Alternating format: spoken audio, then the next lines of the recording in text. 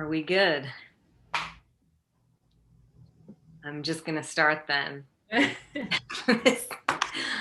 got to say, I'm a little challenged by the format. I've not seen the audience, but I'm going to imagine that you guys are all out there. So thank you for signing on to our panel discussion. I'm Jennifer Lapidus with Carolina Ground Flour Mill. I'm going to moderate this session, which I think this session where we have two millers, myself and Dave Bauer, two growers and one baker. I think it's, okay. So there's 20 of you so far.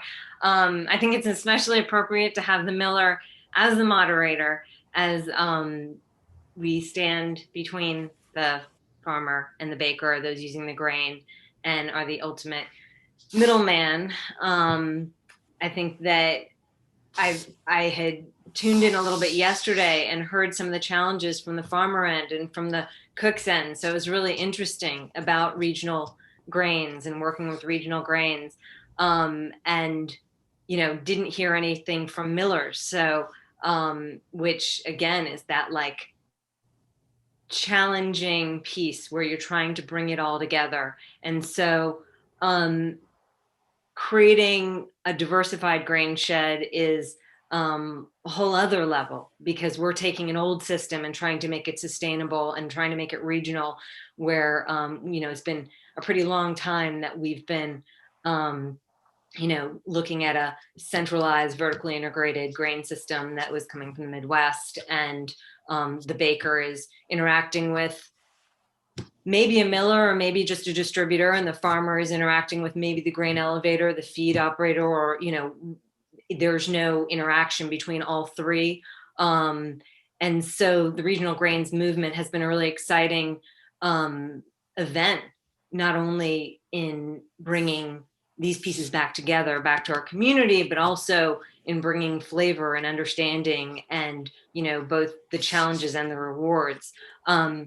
I want to put out one quote before I like sort of roll into the whole our panelists. But when I first started out with Carolina Ground, which is a baker-driven mill, I was formerly a baker for 14 years, milling in-house, and we all, Dave was part of it, had this crazy idea to launch this mill a little over a decade ago, and I reached out to a miller from a reputable mill in Kansas, asking him questions. And his first line of the email was, "You have chosen to get involved in one of the most difficult projects in American agriculture."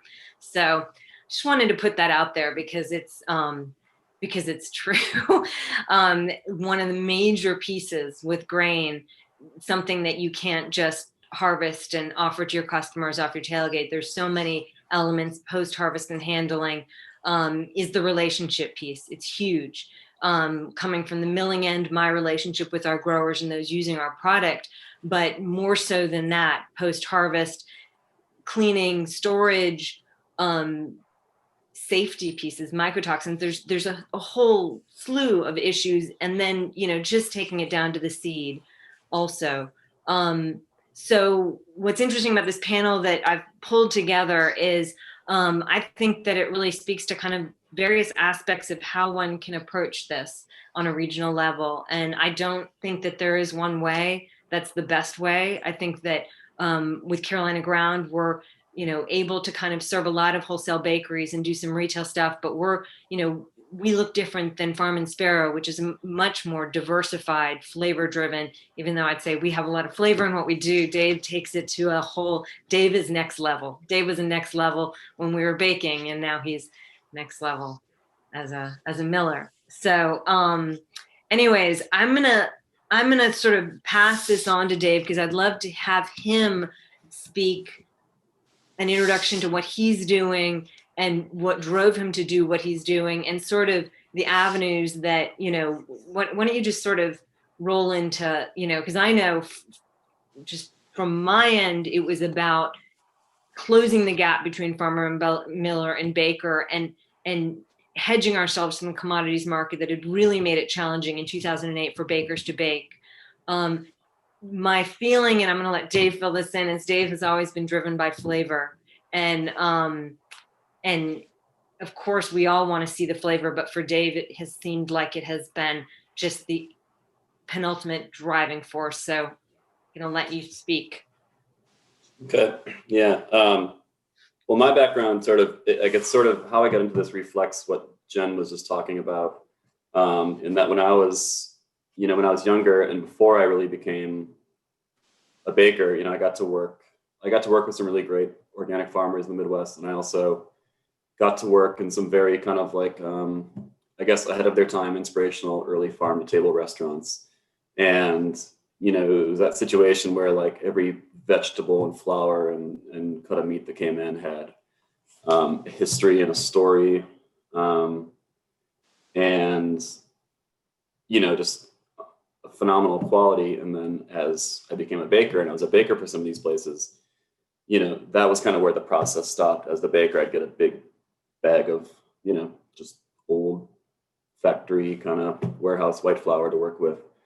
And so to me, it was just a huge contradiction. And so, when I moved south to North Carolina, it was actually via an introduction with Jen from a mutual mentor. And my goal, I guess, at that time was to try and to close that disparity.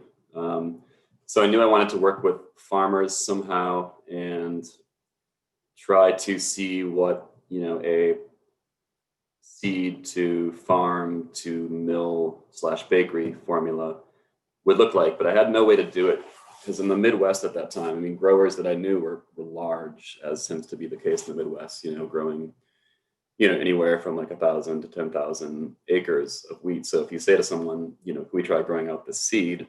It's comical, but so when I moved down here, I found myself, in the mountains in this place where there was small farms everywhere. And there was many different heirloom varieties of grains and kind of many different microclimates, from the highlands down to kind of the foothills and all the way to the coast. And so I found myself in a place where all of a sudden this was possible. So I then spent the following years sort of just kind of gathering landrace, heirloom or landrace seeds for wheat, rye, and corn initially, and just trying to figure out what it would look like to create a system like that here. At the time, there were really no bread baking wheats that I was aware of in the region. So what I did is I was able to get some seed for a landrace called Turkey Red and start growing that here in the mountains. And it took years and years to kind of acclimate the seed and to create seed that was truly, thrived and produced great flavor in our region here.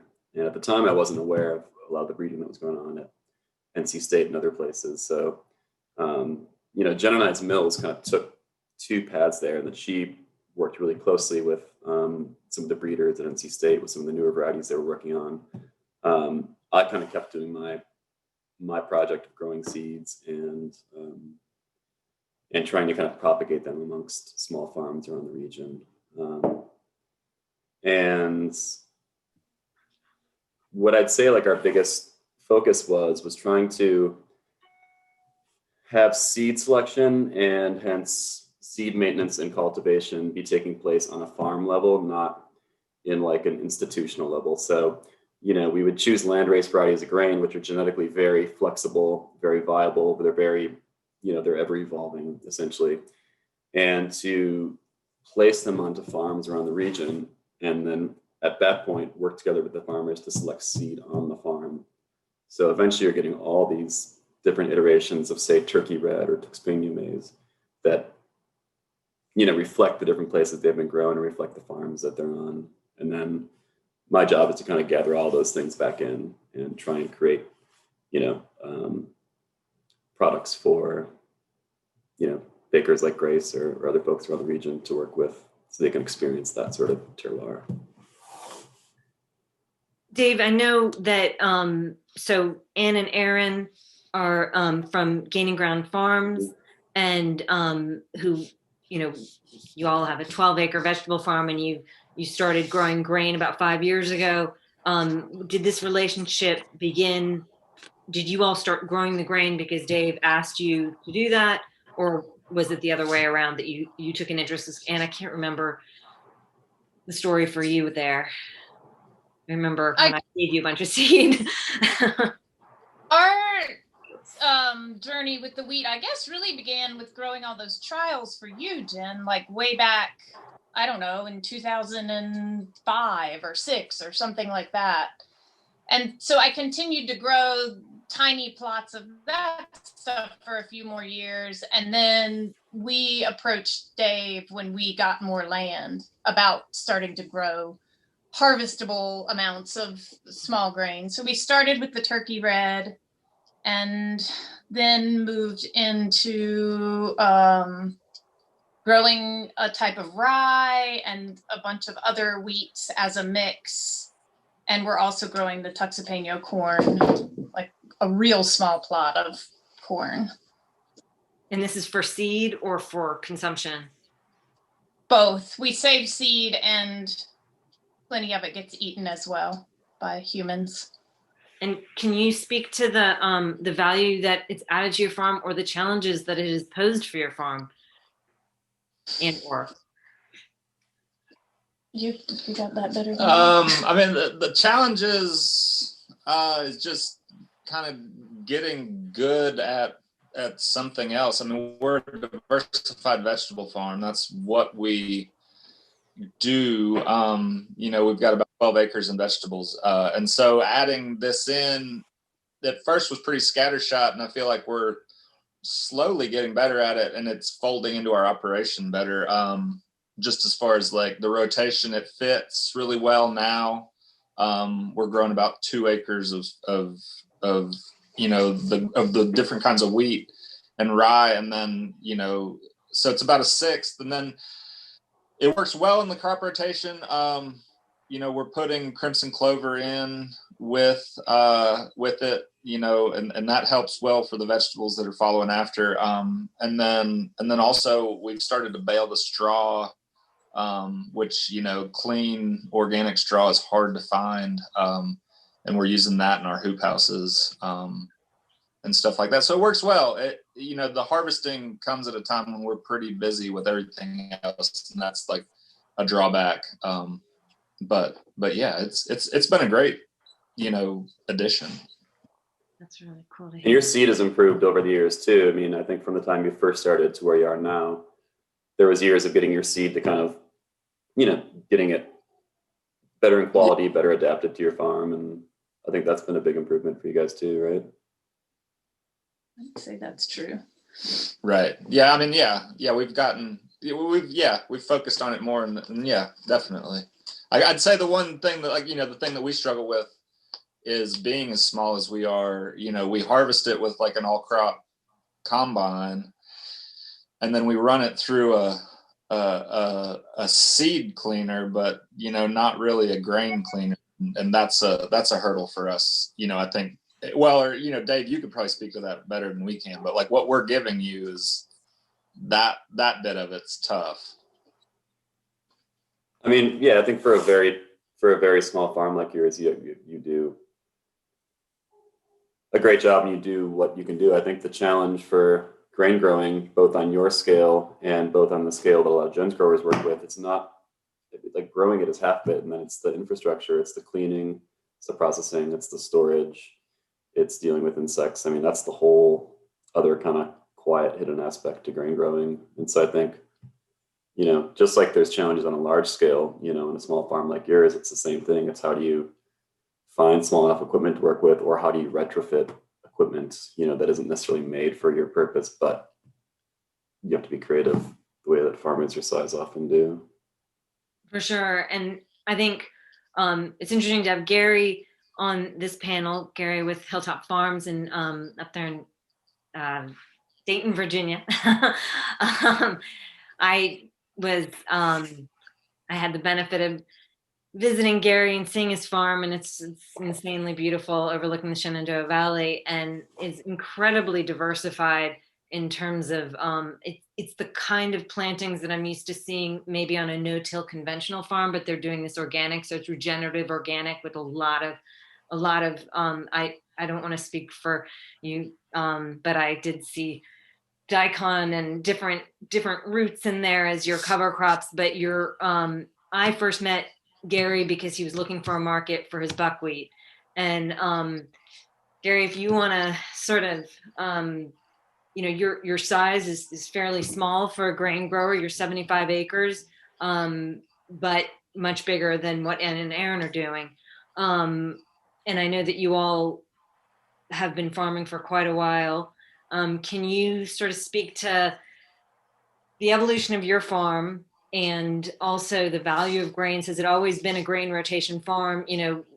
I know that you're also, was I right when I asked about the chickpeas that you've really tried to continuously diversify those rotation crops? I think you need to unmute yourself. Hold on.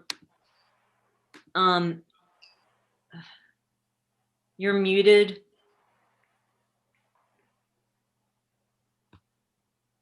Oh, I see you're muted. Can I unmute you? And he may not realize he's muted. I think we can. I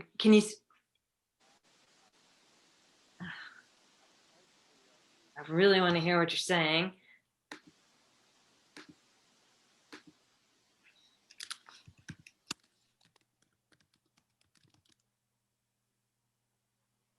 I asked you to unmute. Is it showing that you're muted still? Connecting to audio. Okay, here we go.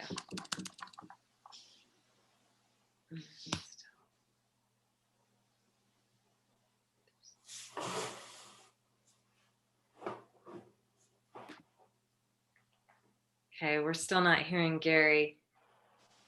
Gary, maybe try without headphones. Okay, does that help? Can you hear anything now? Okay. It must be, it must be let me get my volume up so I can hear you.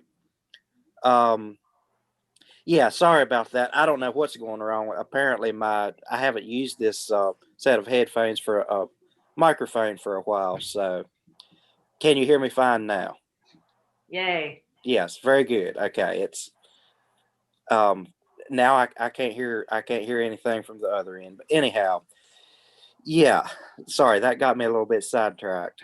So we come into what we do from a bit of a different direction. We was dairy farmers historically. That was our background, and so we really got interested in growing quality forages and quality grains because we could see a direct link between soil health, the crop health that we was growing, and animal health. And it's not too hard to follow that on up the chain to understand that at the end of that we have human health.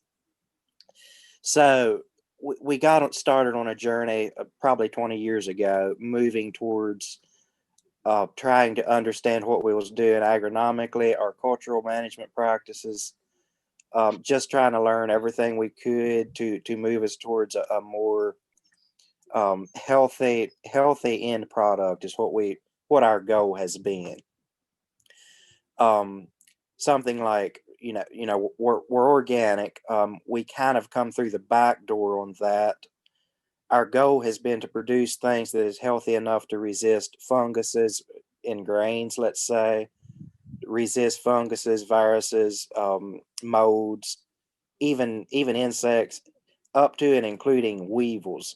You can grow a quality enough grain that it is, the carbohydrates and the proteins are complex to the point that it actually is not food for a weevil.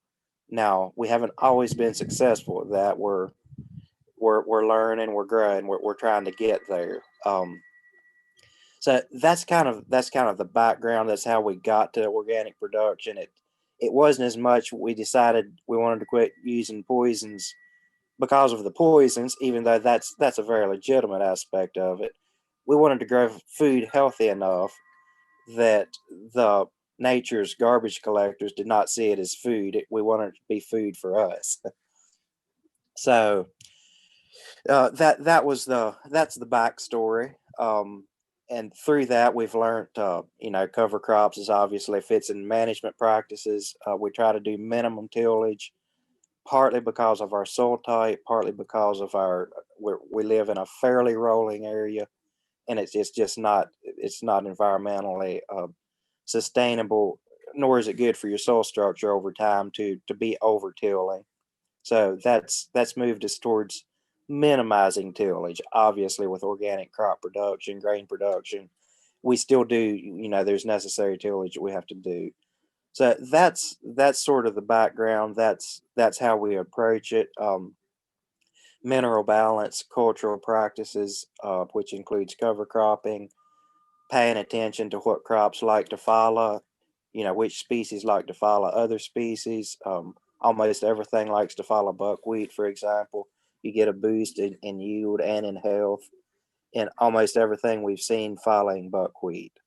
So that moved us into the buckwheat field, and we just, if we can produce what we feel like is good quality food, food grade grains and so forth, we're just happy to move into that area. And the limiting factor on that has been connections, relationships, and communication, pretty much. Yeah, and Time. that's a piece, it's interesting with Ann and Aaron, you all have the connection with Dave. So you have this relationship where you're growing the seed and some grain, and Garay and I met because he already had a crop to sell. And we've been trying to, I really wanted to work with his, this is a good little story, work with his, what we thought was hard wheat. And we did bake test after bake test, and the protein number was great, but the bake tests were not working. And I mean, it was so extensive. There was a lot of extensibility in this dough. And this was the most beautiful crop. I couldn't figure out why it wouldn't work. And I sent it to our wheat breeder because we thought it was his variety, but y'all bought it from a grower. So it wasn't from foundation seed. And it ends up, it was a soft wheat. It wasn't a hard wheat, which would have been fine if I was trying to bake cakes with it. But this all comes back to this sort of relationship. I called foundation seed, hey, have you all sold to this grower? Because we're trying to figure out what is this variety. I think the relationships and the networks are huge. And so, I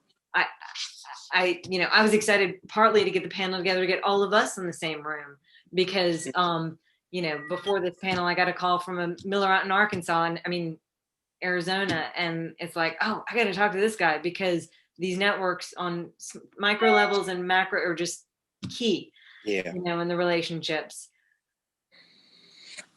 I want to shift over to Grace, because when we talk about that relationship piece, and then we can, is Grace, Garay, who is with Nomad Bakehouse in Orlando, outside of Orlando. Aren't you in Kissimmee? No. Okay. Oh, no. Yeah. Oh, okay. Well, I think the relationship piece becomes really big for the baker when you're basically baking in an area that is not accustomed to the kind of flours that maybe you want to be moving towards. And so I'd love to hear your story of what brought you into baking with regional. You're super passionate about it. I've loved our connections on it, but what have been the joys and the challenges that you've experienced? Because when I speak about relationships, I'm curious to hear how that piece has sort of helped you bridge that gap with your customers. Yes. So actually, this is, first off, I want to say this is great, because I would have, listening to all of you speak, I would otherwise never hear or know the kind of perspectives. So great to be here. And a little bit of just kind of background. I've been working in the baking industry, maybe going on 12 years now. And I kind of went down the trajectory that most of us do, pastry school, and then just kind of diving right into hotels, restaurants and bakeries and things like that. And after about 10 years of that, I was feeling myself incredibly burnt out and just kind of frustrated with the industry and the culture. And I felt there was just a really huge disconnect with what I was working with in the industry. Flour as bread flour, pastry flour, cake flour, and all purpose. It's just this white powder in a bin, mix it with A, B, and C, and get your job done. So after, years of that, you just started kind of feeling like a robot. So when I came across Jen's flour, Carolina ground, was early 2019. And I was at the point of, seriously considering a career change. And I somehow stumbled upon the mill, and I ordered, just a small bag of the 75X extraction bread flour. And Jen, I'm sure you recall my email. It was a total failure. My first loaf with this kind of flour. There was no know-how on, how to work with it. And I emailed Jen just kind of like, oh my gosh, what went wrong? Anyway, so, going from that point, and sort of the position that I was in, it was a very transformative experience because, even though that first loaf did not work out at all, it kind of opened a door to, this world that I didn't know even existed. These kinds of flours, small mills, a regional agriculture, and then the connections that came from that have really kind of shaped what this business is. And it's a small bakery. This is the room, it's tiny. But that first loaf, led me, obviously to Carolina ground, which took me to Asheville, to a moment I even met Dave and took a class with at Walnut Schoolhouse. And so just stemming from that, I've had great relationships created just from finding that first bag of flour, which was really great. Sorry, I'm trying to figure out where I was going with this.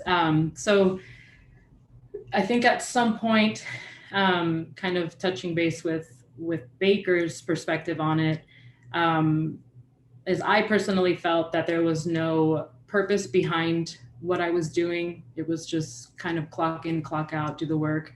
And entering, in this kind of this world, I found a lot of purpose. And I, that point, decided, to stay in baking, and just kind of my whole perspective of it changed. And I dove right back into it. And I suddenly had the energy and the mental capacity and just passion about trying to figure out how to work with this flour. I'm still learning so much. And at the beginning, I was still blending the high extraction or whole wheat flours with white roller milled flour. And a few months ago, I actually made the decision to just take out all white roller milled flour from the bakery. So all of the products are made, with Carolina ground flour, which is great, because these flours, what's so special about them is there's so much flavor and nuance and complexity to them that suddenly all the kinds of pastries and breads that I was used to making in my career they're sort of a new thing now. And it's trying to figure out how to replace white roller milled flour in cookies and breads and scones and cakes and all of these things. So I have a lot to work with and means a lot of variety. And thankfully, Orlando is really accepting it, which was shocking. There's a lot of influence here. Obviously, Orlando is known for big theme parks and big food.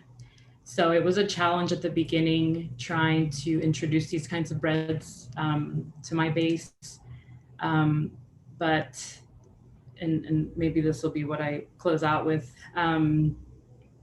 They seem to really accept it because of the stories that they get behind what they're receiving. So being as small as I am is great, because I'm able to really spend time on the relationships that I build with the consumers. And I'm especially, one thing I do is a CSB. So it's a weekly bread club, which is, adopted from a CSA. But in these clubs, and every month since I've started it since April now, has grown larger and larger every month. And so people are really committing to bread again, which is great. At first they come to me and they say, I don't think I can eat a loaf of bread a week. And now they're coming to me saying that it doesn't last even 2 or 3 days. So I pass on a lot of the information that, I get from you. I've even passed on harvest reports to them before. There's a weekly email that they receive where they get a lot of information about what they're getting. And they're not reluctant about it at all. They're really interested and they come back with a lot of questions. And so I think relationships with them and passing on that information kind of solidifies that market because they're really interested. And I think they're kind of waking up to the downfalls of the current food system. And they want to know where their food is coming from with something, as basic as a loaf of bread. So. Yeah, and I think that the relationship going back, like the miller to the baker, to convey that harvest report, the miller to the farmer to help shape the grain that's going to come and land with the baker so it's not as challenging. Those relationships in the baker with the community have been huge in gauging the success or not of what we're doing. Dave and I know have our own conversations about how much Dave, we were just talking about the whole love of this sort of lower protein, high flavor flour that seems to, we seem to produce really well here in the South. But how to sell that comes all the way down to the end user. And I think the metrics that, if the metrics that existed for grains and for milling kind of before Jen and I started doing our, milling for our bakeries and then milling, for our mills felt, I think, sort of antiquated, there was just this kind of end all be all thing of okay, flour has A, this much protein, B, the following number is this or that, but there was very little look at, the concept of protein quality versus protein quantities. And that's something that can be harder to measure as a metric without, an active conversation between, the farm and the mill and the baker. Because like Jen was saying earlier, you can have something that checks off all the boxes in terms of technical, specs that come back, from that crop. But then there's a whole other thing of how it actually functions under fermentation in a bakery or in a kitchen. And so, I think traditionally a lot of a lot of our bread culture, for a lot of bakeries trails back to France. And, the kind of wheats, when I was in France visiting farmers and visiting mills, the kind of wheats I saw everywhere were actually not that different from what grows in our region. It's just that what grows in our region is very different from what grows in the rest of the country. America is sort of producing wheats of extremely high gluten levels. And the quality is almost always tied to the quantity of protein. But in France, I saw farmers all over the place who were often milling on the farm, or there were regional mills supplying small bakeries. And they were grains with, I would say, protein quantities and qualities quite similar to our region. But they've had this active kind of dialogue going on for, a really long time. And that dialogue, I think, in the States is just it's just sort of happening now, so. I mean, in France, there's guilds that have been going on for hundreds and hundreds of years and that are, associated with so there's a different culture, and we're trying to, and our landscape is shaped by industrial agriculture, whereas in France, they still have the remnants of this older system, even though it's, it's not as simple as that, but it's still, the remnants are there. But, I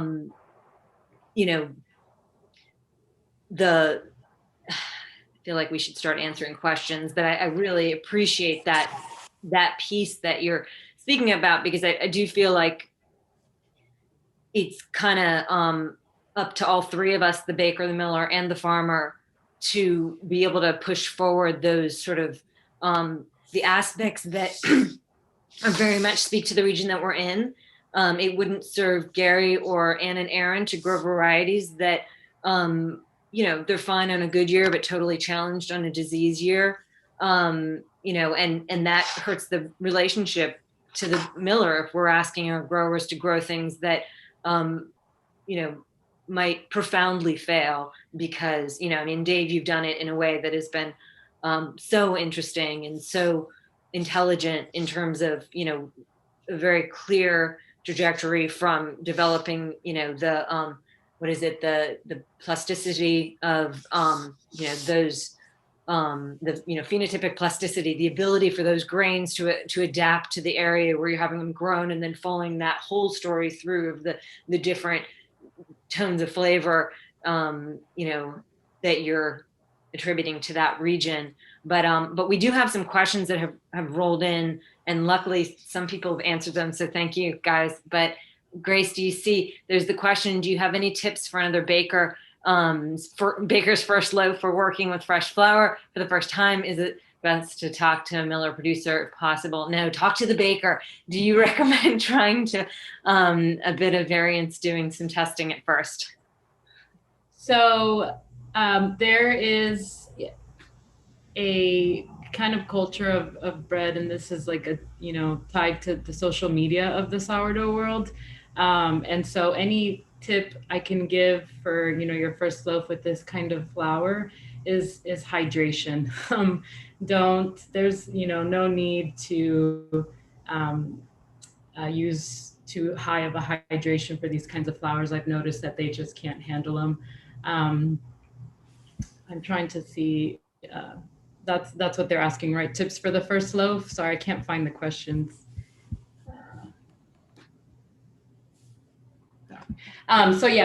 Just keeping it on the lower end. I tweak constantly, and I actually recently ended up lowering even more. I think I sit at about 73% hydration for the loaf, and it's a blend of the whole wheat and the 75X Catawba. So that was, and this ties to the first time I worked with this flour was I drowned it in water. It was as simple as that.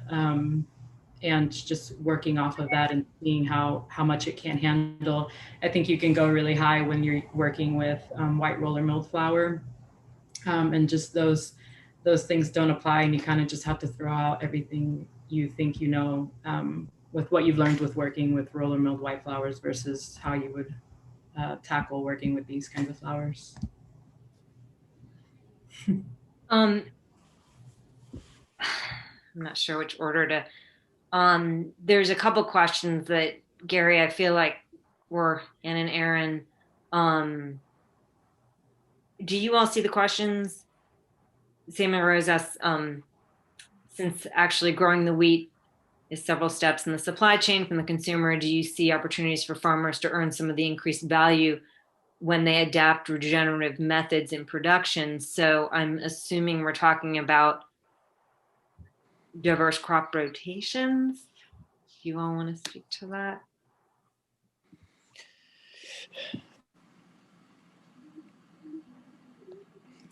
Yeah, I think I can speak to that a little bit. I would say what you can gain by sort of cutting the distance from the field to the table down is what we're trying to do here. Have these tight relationships. There, obviously, the farmer can monetize a little bit better, but it comes at a cost of scale. When you have to, often you have to scale down to meet these local specialty markets. And so it's kind of a wash because you scale down, but your gross profit is up, or your gross income is up, but your profit margin probably stays the same. So that's a great thought, and hopefully we can grow these systems to a scale where that there is a little bit more room for everybody to live a better life. But it's not just as simple as saying, well, okay, yeah, do this, and now the farmer's life is money problems are over. Yeah, it seems the second question is sort of dovetails into that. I was asking about climate change and grain quality becoming less predictable. How can a farmer develop relationships with their buyers that can handle risks of climate variability when it comes to grain quality? And I just want to chime in on that before, which is from the miller's end. And I would imagine Dave addresses this too.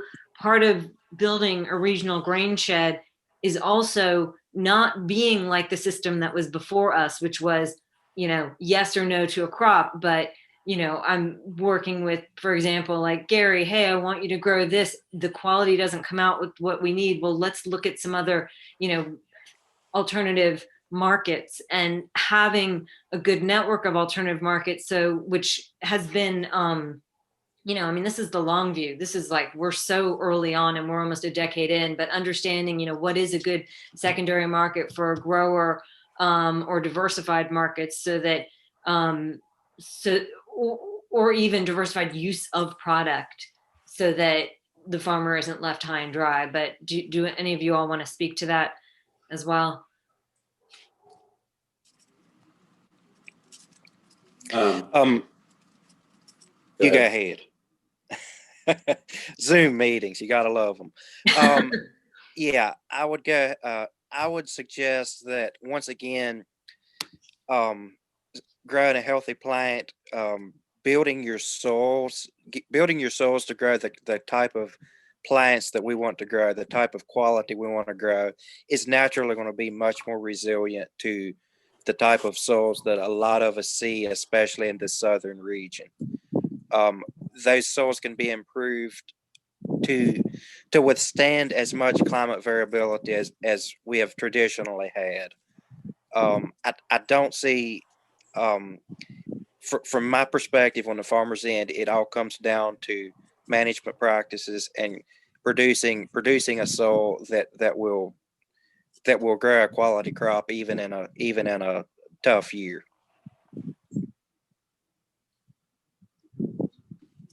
Dave, did you want to say anything?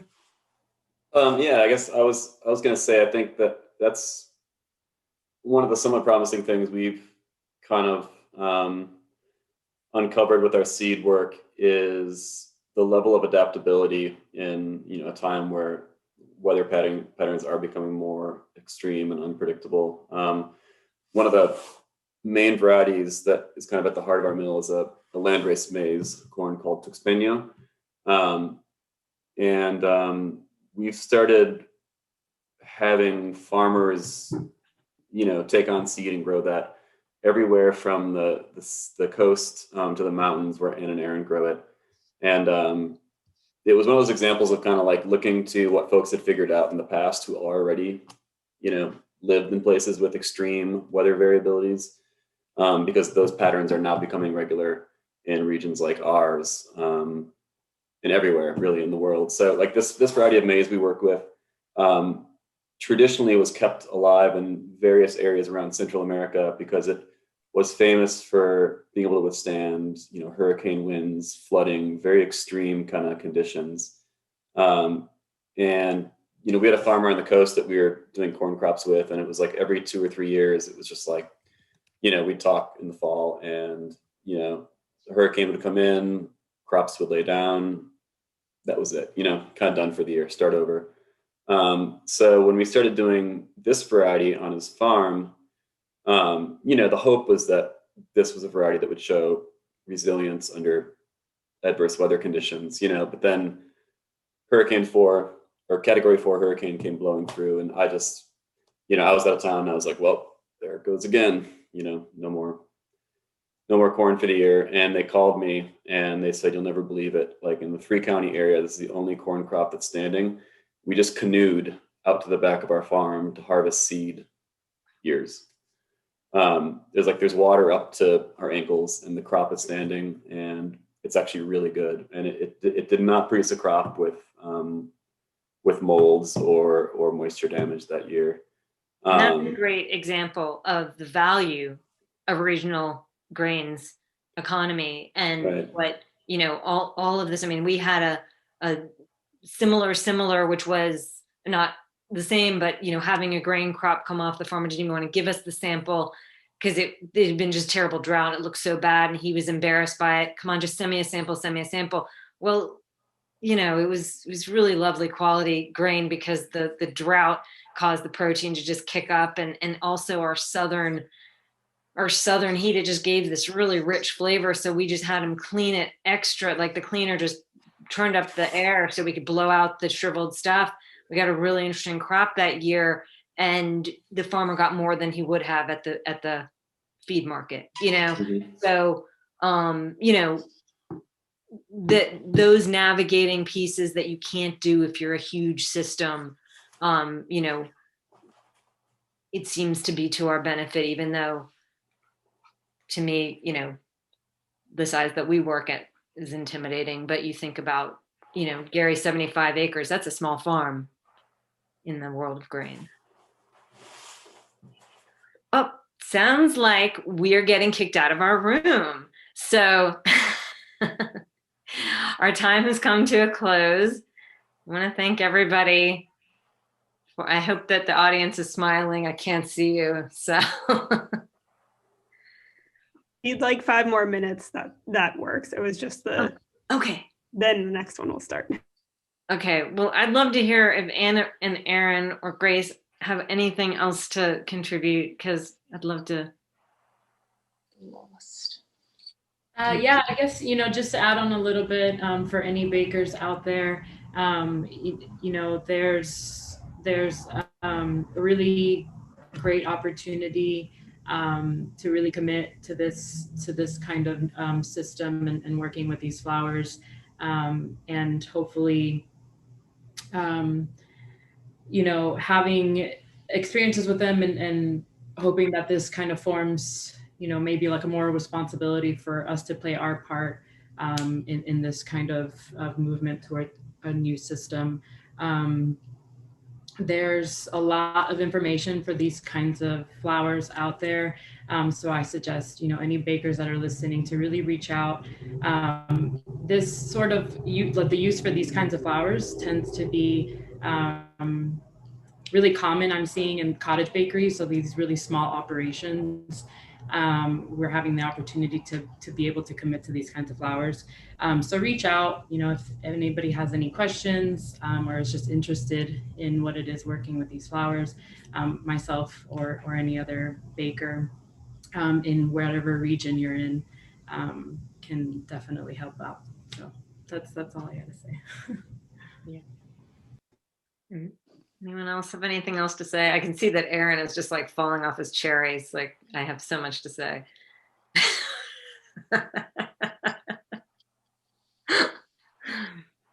Dude, Gary.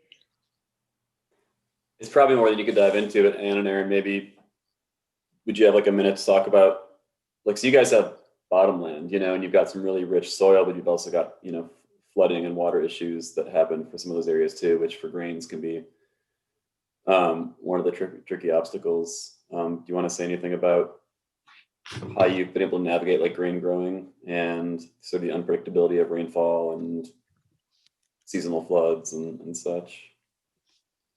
I mean, we've definitely seen, you know, that Texapeño do well. You know, like, and some of the different, it's been interesting seeing, like, you know, that rye that you had us plan out.